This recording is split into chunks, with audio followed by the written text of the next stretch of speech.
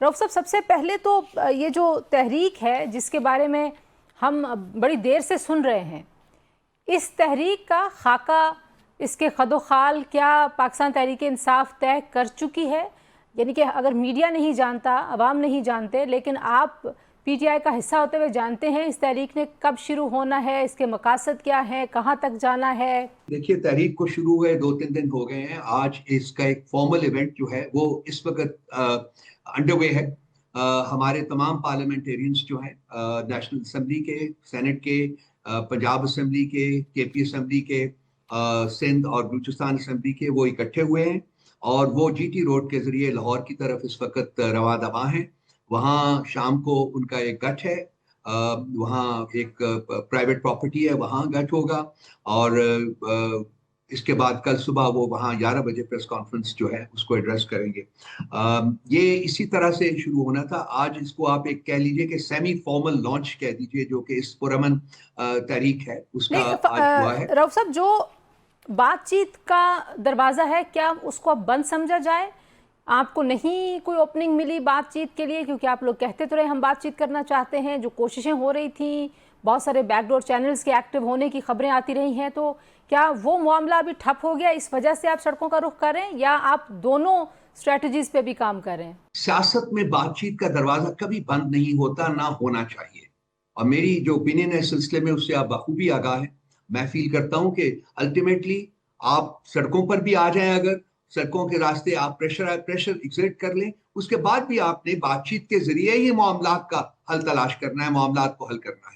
تو یہ کبھی بھی بات چیت کا دروازہ بند نہیں ہوتا، نہ بات چیت کا دروازہ ہم نے بند کیا ہے، بالکل موجود ہے. لیکن چونکہ جو بھی ایونیوز ہوتے ہیں انصاف کے، وہ بند کر دیے گئے ہیں ہمارے اوپر. وہ پارلیمنٹ ہو یا وہ عدلیہ ہو یا وہ باقی جو ریاست کے رویے ہوتے ہیں، جو حکومت کے رویے ہوتے ہیں، وہ سب کچھ ہمارے ورچولی وہ صرف ایک چیز کو ٹارگٹ کر رہا ہے، وہ پی ٹی آئی اور پی ٹی آئی کی لیڈرشپ ہے. تو ہمارے لیے ایک پرامن تحریک کا شروع کرنا جو تھا وہ ناگزیر تھا، اس کے بغیر گزارا ہو نہیں سکتا تھا. تو وہ ہم نے آج سے آغاز کیا ہے. یہ جو تحریک ہے ابھی اس وقت، اس میں صرف پاکستان تحریک انصاف کے پارلیمنٹیرینز ہیں، یا جو آپ کے اتحادی ہیں اس میں، ان کو بھی آپ کسی اگلی سٹیج پہ شامل کریں گے؟ کیونکہ آج تو آپ لوگ یہ کہہ رہے ہیں کہ ہم صرف پنجاب میں جو معطل اراکین ہیں ان کے ساتھ اظہار یکجہتی کے لیے جا رہے ہیں. آج کا جو ایونٹ ہے یہ پی ٹی آئی کا ایونٹ ہے، لیکن جو ہماری تحریک، جو باقی ہمارے پولیٹیکل ہمارے ساتھ ایسوسیٹس ہیں، ان کے ساتھ بھی فائنلائز ہو چکا ہوا ہے. اور بہت سارے ایونٹس جو ہیں اس میں وہ بھی پلیٹ فارم جو ہے وہ ہم نے وہی اتحاد کا یوز کرنا ہے.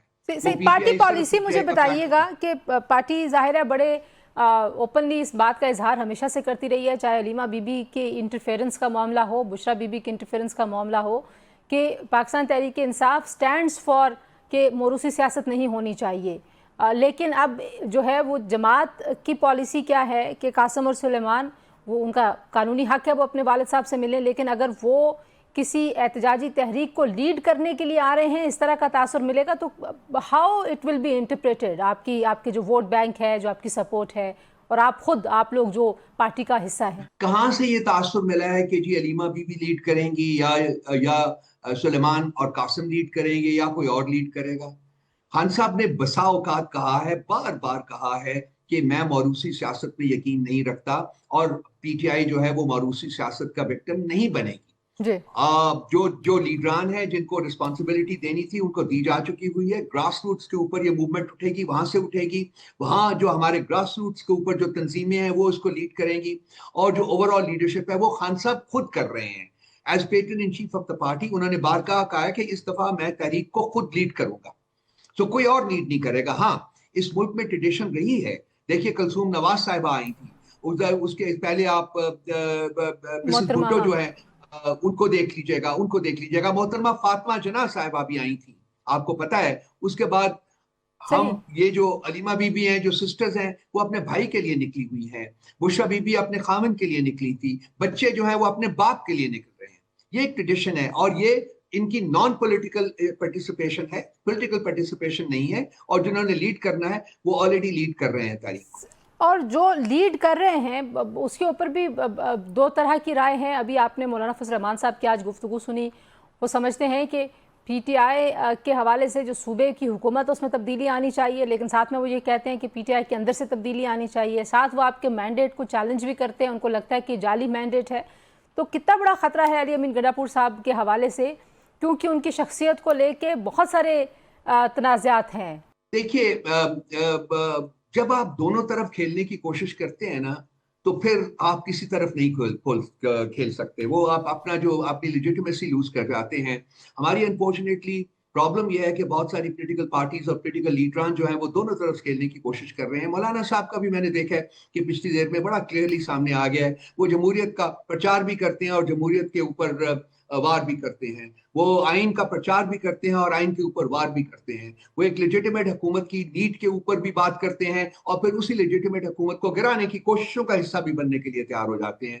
تو یہ جو دونوں طرف کھیلنے کا جو ایک رواج بن چکا ہوا ہے، ایک ٹریڈیشن بن چکی ہوئی ہے، یہ جمہوریت کے لیے ایک بہت بڑا یہ ایک خطرہ تھا، ہے اور خطرہ رہے گی. مولانا صاحب کی جو تو یہ گفتگو ہے مولانا آپ اس کو کس کی طرف اشارہ دیکھتے ہیں؟ علی امین گنڈا پور صاحب سے ظاہر ہے ان کا ایک سیاسی جو بیک گراؤنڈ ہے اس حوالے سے بھی ایک مخالفت ہے، جو ایک دوسرے پہ حملے کرنے کا ایک سلسلہ تھا، وہ بھی کیونکہ جب پی ٹی آئی کے ساتھ تعلقات اچھے ہو رہے تھے مولانا صاحب کے یہاں پہ، تب بھی گنڈا پور صاحب ان کے بارے میں کچھ طرح کی گفتگو کر دیتے تھے.